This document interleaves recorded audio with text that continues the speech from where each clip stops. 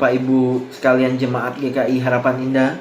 Saya akan membacakan firman Tuhan yang terambil dari 1 Petrus pasal yang kedua ayat 13 sampai dengan 17. Tunduklah karena Allah kepada semua lembaga manusia, baik kepada raja sebagai pemegang kekuasaan yang tertinggi, maupun kepada wali-wali yang diutusnya untuk menghukum orang-orang yang berbuat jahat dan menghormati orang-orang yang berbuat baik. Sebab inilah kehendak Allah, yaitu supaya dengan berbuat baik kamu membungkamkan kepicikan orang-orang yang bodoh. Hiduplah sebagai orang merdeka dan bukan seperti mereka yang menyalahgunakan kemerdekaan itu untuk menyelubungi kejahatan-kejahatan mereka. Tetapi hiduplah sebagai hamba Allah. Hormatilah semua orang, kasihilah saudara-saudaramu, takutlah akan Allah, hormatilah raja. Bapak Ibu, harus diakui bahwa negara kita Indonesia ini negara yang penuh dengan kekayaan. Tidak hanya kekayaan alamnya, tetapi juga harus kita akui bahwa negara kita ini penuh atau kaya dengan masalah sosial yang seringkali terjadi. Beberapa waktu yang lalu, kalau Bapak Ibu sekalian perhatikan di media sosial, viral muncul beberapa kerajaan-kerajaan baru di Indonesia. Contohnya, Sunda Empire, raja dan ratu sejagat yang kedua-duanya berakhir di dalam jeruji besi. Hal ini menunjukkan banyak ketidakpuasan Bapak Ibu sekalian berkembang secara anarkis di Indonesia yang mencederai Pancasila dan demokrasi yang sedang berjalan di negeri ini. Tidak hanya itu saja Bapak Ibu, ketidakpuasan itu juga berdampak terhadap naiknya tingkat persekusi terhadap sesama yang dianggap berbeda atau minoritas yang patut ditindas, sehingga semakin rusak relasi antar sesama manusia di negeri ini. Tidak hanya relasi antara rakyat dengan pemerintah yang terganggu, tetapi juga relasi antara rakyat dengan rakyat hari ini juga seringkali mengalami hal-hal yang tidak baik. Nah, bagaimana kita sebagai anak-anak Tuhan hari ini menyikapi semua ini? Terkhusus kita yang hidup di negeri Indonesia. Bagaimana paradigma kita memandang pemerintah dan bagaimana paradigma kita memandang sesama? Firman Tuhan mencatat dan menyampaikan semua itu hari ini. Ayat 13 sampai dengan 14, Bapak Ibu sekalian, dikatakan di situ, tunduklah karena Allah kepada semua lembaga manusia, baik kepada raja sebagai pemegang kekuasaan yang tertinggi, maupun kepada wali-wali yang diutusnya. Beberapa terjemahan lain Bapak Ibu sekalian mengartikan kata wali-wali itu sebagai para gubernur yang ada. Nah Bapak Ibu sekalian, mari kita lihat mengapa kalimat ini perlu disampaikan kepada orang Kristen saat itu. Perlu kita ketahui Bapak Ibu bahwa orang-orang Yahudi mempunyai ketidaksenangan kepada pemerintah atau orang-orang non-Yahudi. Bagi mereka, pemerintah non-Yahudi atau orang-orang non-Yahudi itu adalah kafir. Dan mereka juga punya mindset bahwa dunia ini diberikan kepada orang-orang Yahudi dan bahwa mereka harus memerintah di mana-mana, dan bahwa orang-orang non-Yahudi harus tunduk kepada mereka. Tidak hanya kepada pemerintah non-Yahudi saja, tapi mereka juga tidak suka kepada orang-orang non-Yahudi. Nah Bapak Ibu sekalian, hal seperti ini adalah paradigma atau mindset yang merusak. Oleh karena itu Petrus mengatakan kepada orang Kristen pada waktu itu harus tunduk kepada pemerintah. Tidak peduli pemerintah itu Yahudi ataupun non-Yahudi. Orang Kristen juga harus menghormati perbedaan dengan tetap mengasihi sesama yang bukan Yahudi. Perlu diingat Bapak Ibu sekalian bahwa pada saat itu Petrus menulis suratnya ini ketika kekaisaran atau kekuasaan Roma sedang berkuasa.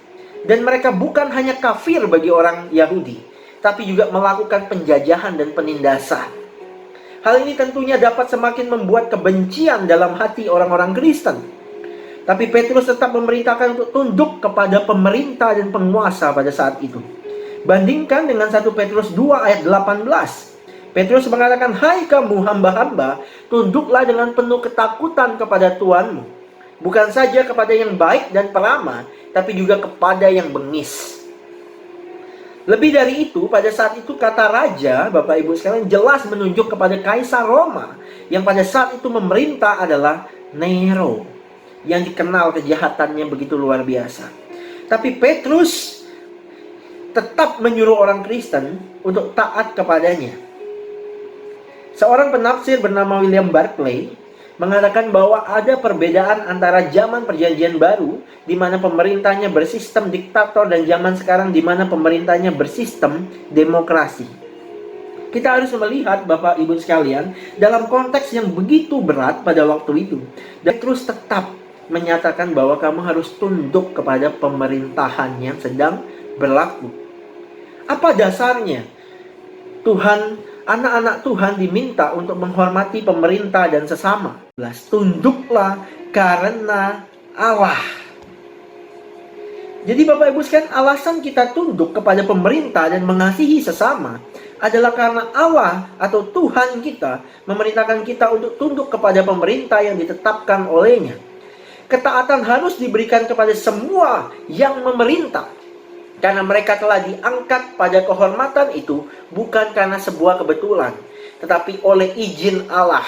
Kita percaya Bapak Ibu sekalian, pemerintah hari ini itu tidak bisa memerintah kalau bukan Tuhan yang memberikan izin.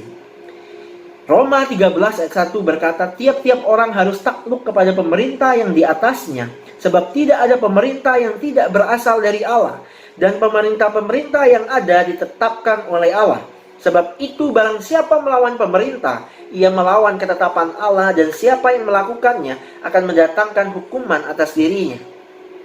Demikian juga dasar kita harus mengasihi sesama kita juga adalah karena Allah, Bapak Ibu sekalian, yang memerintahkannya.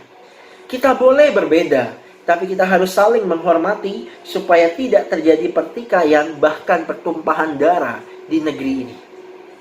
Ayat 17 mengatakan, hormatilah semua orang, kasihilah saudara-saudaramu, takutlah akan Allah, hormatilah raja.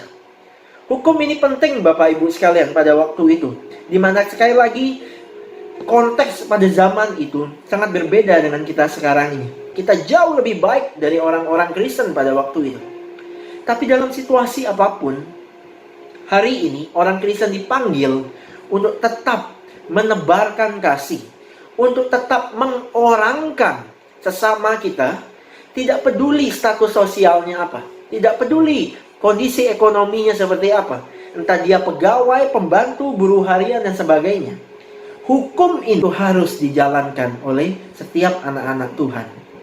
Kita tidak boleh Bapak Ibu sekalian mengabaikan soal kasih ini terhadap sesama.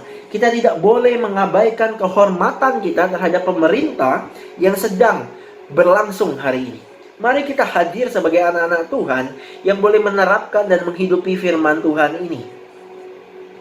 Takut akan Allah, Bapak Ibu sekalian, di sini tidak berarti kita ngeri terhadap Tuhan, kita takut kepada Tuhan. Enggak. Tetapi kata takut akan Allah di sini lebih berarti kagum dan hormat. Sebagaimana kita kagum dan hormat kepada Allah, Allah juga memerintahkan kita untuk hormat terhadap raja, terhadap sesama kita. Kita harus menghormati mereka. Bapak Ibu sekalian, ada seorang penafsir yang berkata, jika orang atau raja itu buruk dan sebagai seorang manusia tidak layak dihormati, tetapi ia harus dihormati karena jabatannya. Jika hormat dibuang, ketundukan akan hilang bersamanya, dan anarki dan kehancuran akan muncul menggantikannya. Hari ini pemerintah sudah bekerja dengan luar biasa, Bapak Ibu sekalian, di dalam menanggulangi penyebaran COVID-19 ini. Tentunya banyak hal yang menjadi kekurangan, tentunya ada banyak hal yang menjadi ketidakpuasan di antara rakyat Indonesia. Karena negara kita ini besar, tersebar dari Sabang sampai Merauke. Tapi Bapak Ibu saya yakinlah bahwa pemerintah sudah berusaha demikian luar biasanya.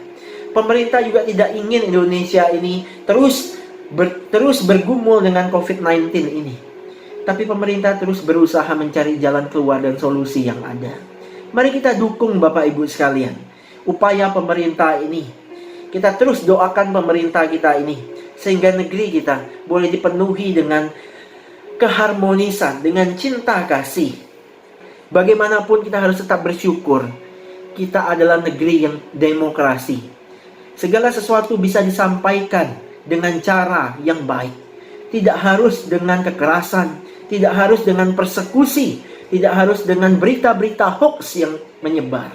Tapi mari kita tebarkan hormat, kita tebarkan kasih terhadap pemerintah dan sesama.